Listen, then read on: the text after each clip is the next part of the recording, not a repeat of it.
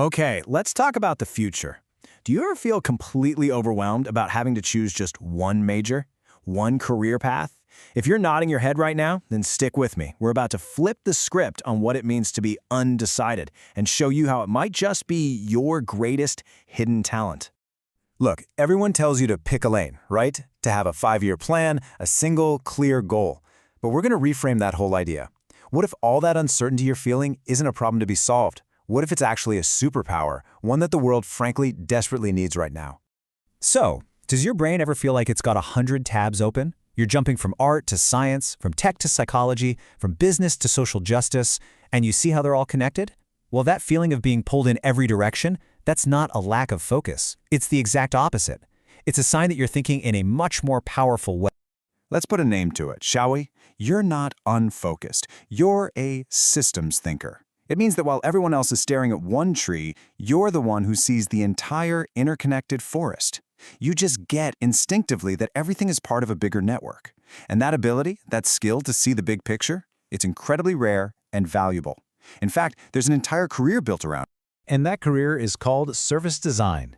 It's a field made for people just like you, people who can't help but see how all the different pieces of the puzzle are supposed to fit together.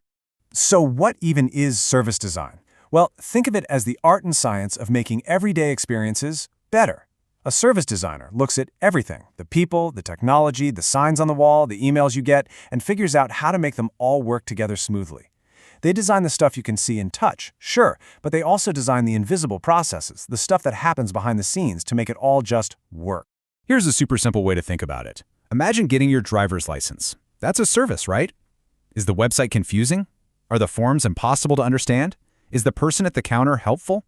A service designer's entire job is to step in and make sure the answer to all of those questions is a yes, because they put you, the actual human being, at the absolute center of the whole process. You see, a service isn't just one thing. It's a whole journey. Think about your favorite coffee shop. That entire experience was designed. From the moment you first heard about it, to ordering on their app, to the easy pickup, and then boom, you get a loyalty point. Each one of those steps is called a touch point. A service designer makes sure that whole journey feels connected, easy, and, not annoying. Okay, now let's bring this all back to you. There's this really cool concept that I think perfectly captures this undecided advantage. It's a way of thinking called effectual thinking, and I have a feeling it's going to sound really familiar. So, most of the world runs on what's called causal thinking. It's like you pick a goal, say, I want to be a doctor, and then you find the resources and follow the steps to get there. It's a straight line. But effectual thinking flips that completely on its head. It starts with your ingredients. Who are you right now? What are you curious about? What skills do you have? And from that starting point, you invent new and unexpected opportunities. It's not about following a map to a predictable future. It's about building the road as you go. This right here is the mindset of an innovator. It's the mindset of a service designer. Effectual thinkers don't see a messy problem and run away. They see an opportunity. They aren't scared of uncertainty. They actually thrive in it. Ringing any bells? This is the mindset of someone who is exploring a ton of different interests, seeing how they connect, and creating their own path forward. Once you start thinking like this, you kind of get these special goggles. You start to see the world differently. You begin to notice this invisible architecture of services that's shaping almost every single moment of your life. And here's the crazy part. Our entire world runs on services. Applying to college, streaming a movie, paying a bill, getting healthcare. These aren't just things you do. They are all designed experiences. And the thing is, someone designed them. Some of them are designed beautifully, and some of them, as we all know, are designed really, really badly. Let's break down something you know really well, applying to college. That one service is actually made up of dozens of touch points. You've got the website where you get info, the campus tour, which is a whole experience, the application portal itself, the process, and even the acceptance letter. The way it's written, the way it looks, that's a crucial piece of communication. Each one of those moments shapes your entire journey.